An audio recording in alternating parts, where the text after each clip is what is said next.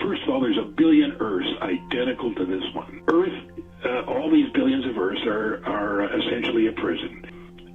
There are several soul transmission stations, both on Earth and on the Moon, and depending on where you're going in your next lifetime is which transmission station takes over. Now, the tower that's in the middle of Mosting A, which is dead center of the Moon. In other words, the Moon is in rotational lock, and it always has one side pointed towards Earth, the other side, except for the pictures that NASA takes.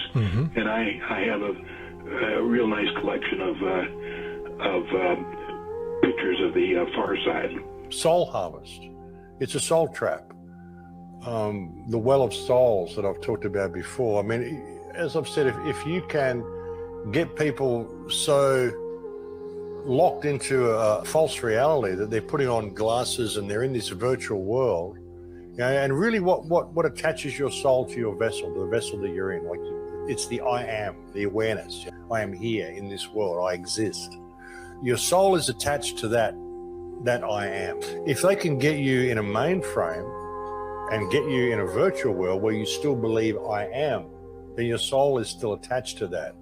And it's a place that I believe is called the Well of Souls. And the whole talk of wanting to bring this huge demonic entity into being, Satan, whatever you want to call it, whatever you believe it is, apparently it needs a certain amount of souls to do that. And I think that's what they do. They trap people into the mainframe. And I think they've done this before. And I think that's why it's so difficult to wake a lot of people up, is because they're already in the mainframe. I think half the people out there aren't even real people. They're just minds, consciousness that's driving an avatar that thinks that they're real, but they're not. They're not really alive. They're in the mainframe already. Predestination, though, opposes free will, because free will requires individual decision making, and predestination requires everything that was done, is being done, and will be done to be in the hands of his creation. Predestination is an enemy of free will. A creator God would have complete control over everything and is basically the script writer of their creation. This can be seen in computer programming, where the programmer is a god over his program. He can change whatever he deems fit without the program's consent, and all the outcomes of the program are known facts as the program executes scripted commands created by the programmer. Hence, the past, present and future in the world of a creator God has already been decided, and we, the alleged creation, have no control over its outcome. This makes the world seem mechanistic and dead, as we have no power and exist as mere automatons. Of course, you're not going to get all the people to do it, so you need to depopulate. It's like people farming. But there's only really a certain amount of real conscious people in here, and they want those souls. They want those conscious souls. They want them trapped in that mainframe. That's where they get their energy from. It's like a flame. It's like a fire. It's like electricity for them. It's the energy they need to power this demonic whatever it is they're creating. That, you know, people will have all different religious concepts about what it is. You know, I don't even go there.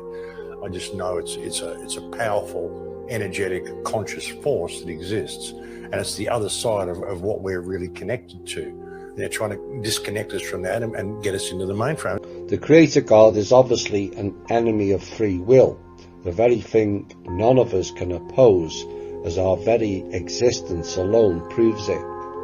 You cannot believe in free will and the Creator God. The Creator God is a narcissist, complete control freak. This is why our Creator God religions requite full submission to believe or not to believe.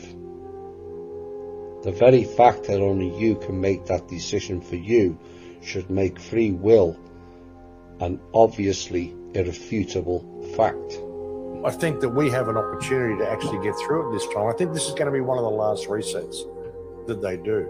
Because even when I look at the world, and I mean, it gets very esoteric for a lot of people. You go back, I mean, looking at the giant trees that used to exist, the silicon trees that are now tabletop mountains, the silicon life that used to exist, the giants that used to be here, the water canopy, which would make it possible for things to grow to enormous sizes, and which is also talked about in the Bible and all sorts of places. You'll find references to a water canopy, you know, what caused the Great Flood when the canopy fell, all of this sort of stuff. The story of the Great Flood exists in all cultures, in all countries. So we know there has been events like this. Whether there's been more than one, we don't know. The reference to the God being a computer programming brings up many connotations and makes one ponder on AI. Is everything just an AI overlay? Which then explains the bot-like behaviour of many of his creations, does it not? With our life force energy converted from coins to paper and now seemingly marching towards fresh air tokens, with a techno world on steroids lurking around the corner from us, it is something we should all think deeply upon. Forget whether you are religious or not. Everything on this planet currently is about shortening time spans via genetics, technology, travel, or even conferences. But given the distances of travel and the main stargates down for speed of travel, it would be an easier way of controlling a planet and its beings from afar with the use of technology, would it not? AI gods and goddesses, oh my. What a way to cheat death and not return to source. Is that what has really taken place in this solar system? All ones and zeros and binary code, time will, and some will say has told. And the key is how to correct it, and that involves the all, not just the one. One has to ponder on our thoughts of what is source. Who or what is source? How do you access it?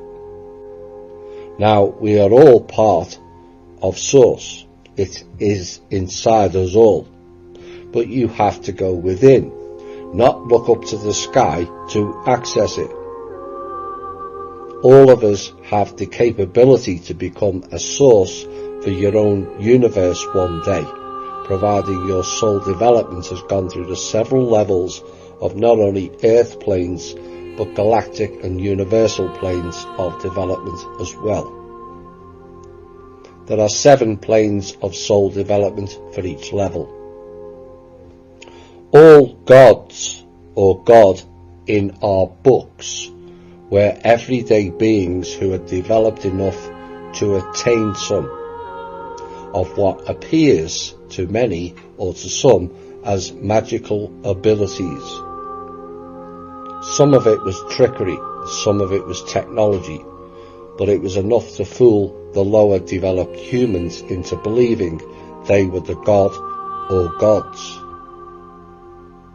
But there are many humans globally who have some of these extraordinary godlike abilities. Some use it for good purposes, and some fall to the dark alignments. They end up losing their abilities, but then dance with the unseen entities to carry on the illusion.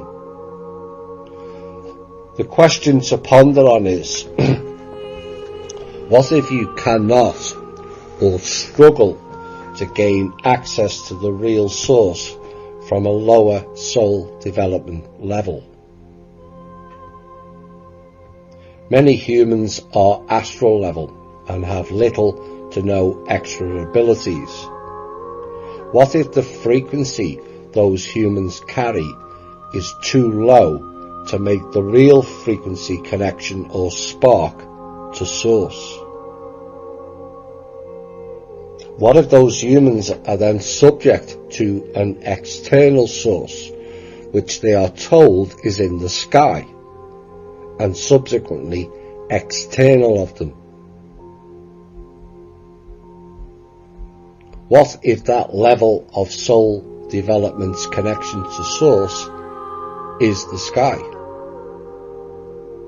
And the veil, which is an electromagnetic fence, which was subsequently connected to the Saturn-Moon matrix frequency generator. And for those people, their God or source is actually an AI programmed to mimic source, but it's not the real source. People look up to the sky and pray, which frequency-wise generates a wave to then hit the veil, and the AI then mirrors a frequency back at you that people believe is God.